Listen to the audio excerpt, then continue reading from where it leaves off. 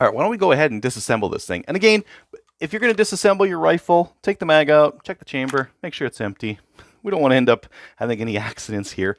What we're going to need to do, this is one area where they're cheaping out. I don't really know why. They've got Phillips head screws for the action screws. Maybe they're doing that because Phillips head cams out with a certain amount of pressure, but pretty much everyone out there uses Allen bolt head action screws. So I don't really know why they're doing this. It can't be cheaper. Maybe it's just to make it more easily repairable, because most people don't have, like, well, pretty much everyone will have a number 2 Phillips, right? I don't know. All right, so we got the 2 action screws out. You can see they're the same length, same screw exactly, which is kind of nice. No needing to remember which one's which. Now this is where things get a bit weird. If you take apart other rifles, you'll notice that the bottom of this one's kind of solid. There's not really any place where like a floor of the trigger guard and the action and all that kind of stuff is, and that's because there isn't any. This thing just comes right out of there. There she goes.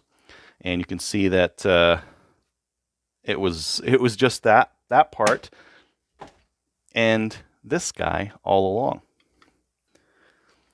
Now that we're in here, we can start to see some of the reasons why this rifle is priced the way it is. I believe that's our barrel or barrel block. It's being held in by 2 roll pins, which is not fantastic. And then to actually get this trigger housing out, we're going to need to pound out a pin there and a pin there. And they're not like on the Ruger and that kind of thing. You just push them out. With this one, you got to hammer them out. So what we'll need is an appropriate sized drift and a hammer to knock these things out. I don't have a convenient way to show you guys this, but I'm going to tap them out. Now I pulled my charging handle out, and I am pushing up on the bolt and pulling it out at the same time. You need the bolt and the whole thing to come out at once. And the reason why is because on the inside, just like on the Marlin 795, it's got a recoil spring on a guide rod, and if you pull that thing out and it's a little bit askew, your recoil spring is going to get a kink or a bend in it, and then it's never going to be the same after that, is it? So once we've got that out, there's our guide rod. All right, now that we've got it cracked open, you can kind of see some of the parts. Here's our bolt. Looks very similar to a Marlin 795. I would say that you'd have to get into here and clean this every few thousand rounds, which, I mean, if you saw what I had to do there, hammering those pins out, it's kind of a pain in the butt. The extractor here has a nice, you can't get that, maybe you might be able to see that. It's got a nice sharp edge on it. Looks decent. The rest of the bolt looks okay. It's a little bit light, but that's okay.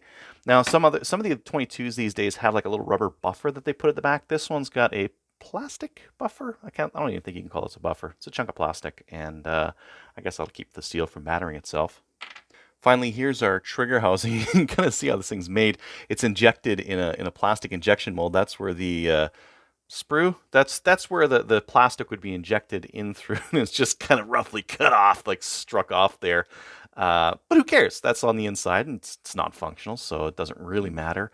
The rest of this, it looks cheaply made, but it looks like it'll work. So it's got a little bit of a guide kind of milled in there. We've got a fixed ejector right there, which would work just fine.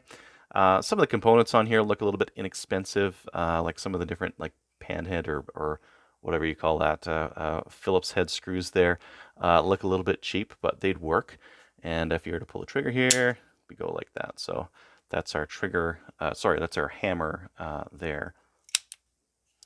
Now to get any deeper into this, we'd need to knock out a couple of these pins here. I'm not going to do that today on this video, but if you're going to upgrade the springs on these things, for example, with maybe one of those M-Carbo kits, that's what you would do here.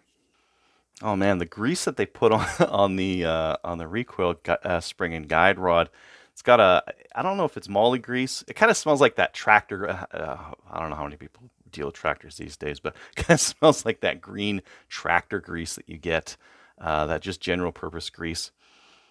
It smells all chemically, just nasty. I'm just going to reinstall this, and you might be wondering why I had to take out the bolt and the receiver at the same time. That's because that ejector right there needs to go into this slot here. So they need to be popped. They need to be together to put them back in there. I'm going to take my recoil spring and guide rod, take the floppy end of the recoil spring, pop it into the back of the bolt like that.